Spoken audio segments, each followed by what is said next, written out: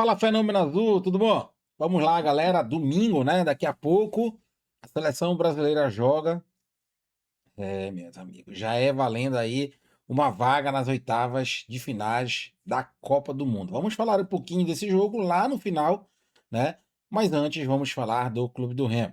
Vou pedir para vocês deixarem o like e se inscreverem no canal, pessoal. Não custa nada, totalmente de graça e ajuda bastante o nosso trabalho. Deixa os comentários de vocês também, que a gente está lá sempre dando uma olhada e respondendo, né, na maneira aí do possível. Então, like e inscrição e deixa seus comentários aí, tá bom? Vamos falar primeiramente do Clube do Remo, tá? Eu gravei um vídeo ontem, teve gente falando que tava mudo o vídeo. Não, galera, tá normal. Às vezes quando fica mudo, você tem que atualizar o seu YouTube que aí volta, tá? Esse é um problema no YouTube que estava sendo recorrente no dia de ontem e de anteontem e hoje já está aí, né, totalmente atualizado, tá? Então não é problema no nosso vídeo. Vamos falar aí da algo que eu acho que vocês já sabem, né? Mas a gente precisa retratar aqui é o que é coisa recorrente na nossa história, né? A falta de profissionalismo, a falta de uma coisa séria e as coisas sendo feitas nas porradas, nas pressas, sem planejamento vai acontecer isso. E é coisa que a gente sempre fala aqui e às vezes a gente, né, é até taxado de algo errado, mais que o tempo nos tira de qualquer culpa. Eu vou colocar uma matéria aqui do GE, né, para vocês só terem uma ideia do que eu tô falando. Aí, ó. Mais de um time deixou o Remo em 6 meses de temporada. Oficialmente, o meu Patrick de Paula, todo mundo já sabe, Diego Hernandes e João Pedro foram os últimos a darem adeus ao Clube do Remo. Matéria de ontem, né? Atualizada há um dia atrás aí. É, Lá atrás, a gente falava para vocês a seguinte questão. E a gente tem que voltar à tona, queira ou não, porque é o intuito do vídeo aqui fazer vocês entenderem como é que o Remo não se planejou para disputar a Série A e graças a Deus ainda está até bem na Série A. Mesmo estando na zona de rebaixamento, faltam 3 pontos para sair. E eu acredito, apesar de todos esses pesares, que o Remo vai continuar na Série A, por N fatores, no qual eu já expliquei e posso explicar para vocês daqui a pouco. Assim, pessoal, lá atrás eu falava que essa questão de o Remo contratar executivo, diretores de futebol e dar o clube na mão dessas pessoas está errado. O grande exemplo aqui é o Marcos Braz, que veio para cá, papo de político, enganou muita gente, inclusive me enganou em alguns momentos. Faça meia culpa aqui. Tá aí, ó. Hoje tá lá no Rio de Janeiro, na sombra, né? Político mesmo. E futebol normalmente não combina, né? Apesar de futebol envolver política também, né? Infelizmente. E o cara veio para cá, trouxe um bocado de jogador ruim, foi embora e a dívida fica pro Remo, né? Tem o ônus e o bônus, e o ônus ficou. Acarretou em alguma coisa? Cara, um cara que vem pra cá, pra Belém, e não veste a camisa do clube, em nenhum momento de vestir uma camisa do clube, que dá entrevistas mirabolantes, que a gente tá vendo que é mentira, mas tem uma lábia boa de política e acaba enganando alguns torcedores. E realmente é complicado.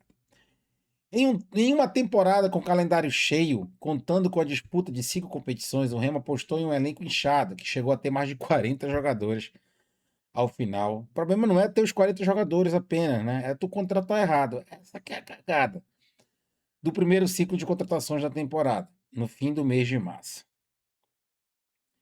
Porém, 6 meses se passaram e com eles vieram alguns fins de ciclo, né? Deixa eu colocar aqui a matéria de novo. Pronto. Deixa eu ajeitar aqui, pô. Porém, né? Deixa eu ler de novo aqui. 6 meses se passaram e com eles vieram alguns fins de ciclos para nomes do elenco azulino.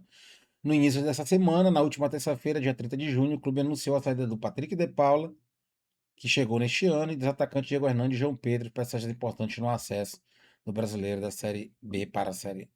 Com as confirmações recentes, o Remo chegou à marca de 12 saídas confirmadas. Os zagueiros Cauã e Klaus, os laterais Jorge Sávio, os meias Cantilho, Dodô, Panagiotti, Patrick de Paula, além dos atacantes Diego Hernandes, João Pedro, Marrone e Nico Ferreira. Vocês podem ver a despedida de Diego Hernandes chorando aí, né? Vale lembrar que esta lista não conta com 6 nomes que estão em uma barca de atletas que não se representaram para a interpré-temporada, do clube e seguem rotina de treinos remotos, ao mesmo tempo que estão com negociações em andamentos e possibilidade de saída. Carlinhos, Catarose, Cofré, Kaique, Monte, Estação. Lembrando que todos esses jogadores aí foram, né, contratados pelo ex-executivo e enganador chamado Marcos Braz. O atual elenco, né, feito a reformulação, o número de jogadores que esteve na casa de 40, atualmente 30 atletas, visando a abertura oficial da janela de transferências internacionais no futebol brasileiro, dia 20 de julho. Né? O clube fechou com o zagueiro Matheus Felipe e o volante Edson Fernando, no qual nós já anunciamos aqui, né? Não contratamos, quem dera. Goleiros: Ivan, João Vitor, Marcelo Rangel, Marcos Alexandre e Igor Vinhas, 2 são da base. Zagueiros: Léo Andrade, Matheus Felipe, Marlon, Thales e Chamba. Laterais direitos: João Lucas, que está no DM, Marcelinho e Matheus Andrade. Lateral esquerdo: o Remo só tem um, né? Olha essa foto de planejamento aí. Volante: Edson Fernandes, Jadson, Patrick, Pico, Zé Wellington, Zé Ricardo. Meias: David Braga, Pavani e Vitor Bueno. Atacante: Aleph Manga, Eduardo Melo, já. Eduardo Melo, inclusive, estava no DM, né? Pikachu, Poveda, Tagliari e o Chico, que também é da base azulina. Então, tá aí. A gente não fala por falar, tem fundamento, são os números. O Remo, que tem aí, tinha 2 zagueiros apenas, né? A gente não pode contar com o Thales e com o Léo Andrade. Então, apenas aí o Marlon e o Chamba. Agora contratou o outro zagueiro, né? Que eu acho até um bom zagueiro. Acho que quem tem Léo Andrade aí, acha que o Matheus Felipe não deixa a desejar, né? Também Léo Andrade, alguém deixar a desejar, melhor se aposentar. Lateral esquerda, a gente só tem um. Total falta de planejamento. Isso é disputando uma Série A, né, galera? Se fosse disputando uma Série C, já era ruim. A B, horrível. A, eu não tenho nem palavras aqui, adjetivos para dizer para vocês. Então, realmente, mostra a falta de planejamento do Leão Azulino, né? Para disputar a competição mais importante do Brasil e, para mim, a mais difícil da América do Sul. Eu falei lá atrás que eu acredito por N motivos que, apesar de tudo isso, o Remo permanece na Série A, é pela seguinte maneira, resumindo para vocês. Eu vejo que os jogadores estão unidos ali com o Léo Condé, que tem suas limitações também. E a torcida do Remo ela é diferenciada, acredito que ela vai conseguir, né, levar o clube do Remo a permanecer na Série A do Campeonato Brasileiro. Que, diferente do que eu imaginei em fim do ano passado, dificuldade e tal, vejo que não está tão difícil assim, não. Né? Com tudo isso aí, o Remo ainda está a 3 pontinhos de sair da zona de rebaixamento, né? E repetindo aqui, o Remo foi gafado contra o Atlético, era para ter ganho. Se não fosse o El Louco Osório, o Remo tinha ganho do Mirassol e outras partidas. Fomos gafados contra o Atlético Paranaense, fomos muito gafados contra o Palmeiras. Então, se o Remo conseguir agir nos bastidores, e que eu acho quase impossível, porque o Remo não tem nem planejamento dentro de casa, imagine fora para ter um bastidores, mas conseguir aí ser menos visado e garfado dentro de campo, acho que o Remo, com um pouquinho mais de sabedoria dentro de casa, porque eu acho que o Remo fora consegue jogar bem, o Remo consegue ficar na Série A. E também, né, acertar em algumas contratações para esta nova janela não conta difícil, né? Contratações aí, algumas nomes são dados horrendos, mas a gente mesmo assim, tá? Não é intuição, não é nada, não. É como é que eu posso dizer para vocês? Pela Série A não está tão difícil assim, né? Até desequilibrado tecnicamente falando. Vejo que Flamengo e Palmeiras estão um pouco acima e não é tanto assim também. Os outros clubes ali estão num patamar muito igual ao clube do Remo, graças a Deus.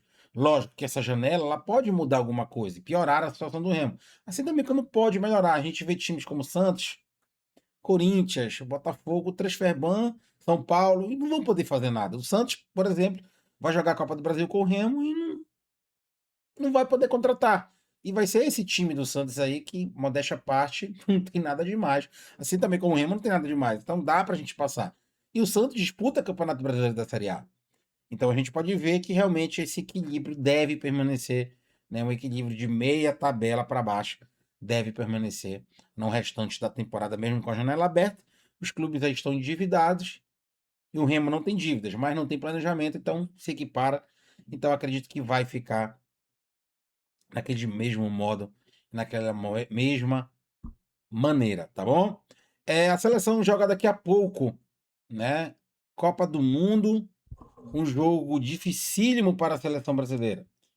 A gente sabe que não é fácil, a gente sabe que é algo complicado, mas eu vejo a seleção brasileira, pessoal, caindo para cima. Primeiro na saída do Rafinha, para a entrada do Ryan. Vejo que o Brasil caiu realmente para cima.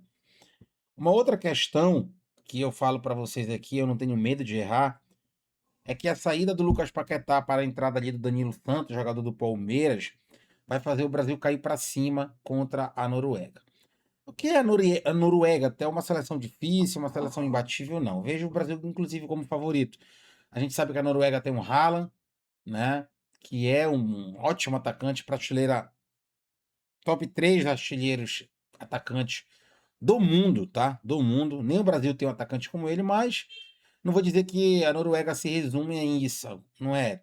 Tem o Odegaard, tem outros jogadores bons de bola, mas vejo a seleção em conjunto e em crescimento mais evoluído que a própria Noruega, né? Então eu vejo o Brasil como um candidato a passar de fase. A gente vê que também a Copa do Mundo, né, para quem imaginou facilidades da França, da Argentina, se não fosse ali algumas uma falta de experiência de jogadores de Cabo Verde, que é normal, a primeira Copa do Mundo, a Argentina tinha rasgado da Copa do Mundo. A Argentina não tem nada demais, é o Messi.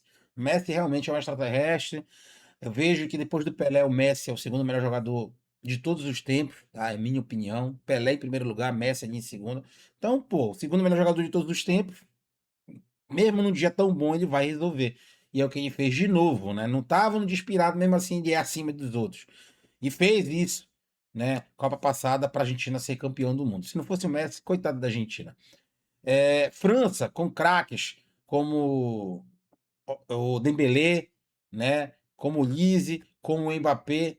São três caras diferentes que qualquer seleção do mundo teria, né, um privilégio de ter e só a França tem. Não por serem franceses, né? São tudo naturalizados, por isso que a França se torna uma seleção muito difícil. Mas ontem, se não fosse o pênalti infantil ali do zagueiro do Paraguai, a França ontem teria, quem sabe, também ter dado adeus. Então, para quem acha que o Brasil possa não ganhar em algum momento, a gente vê que a dificuldade dos principais concorrentes estão sendo até maiores do que o Brasil. Vejo que entre os três, o Brasil foi o que menos penou. Contra o Japão, levou um chute, dois chutes do Japão. O Japão fez um gol, o Brasil foi lá, né?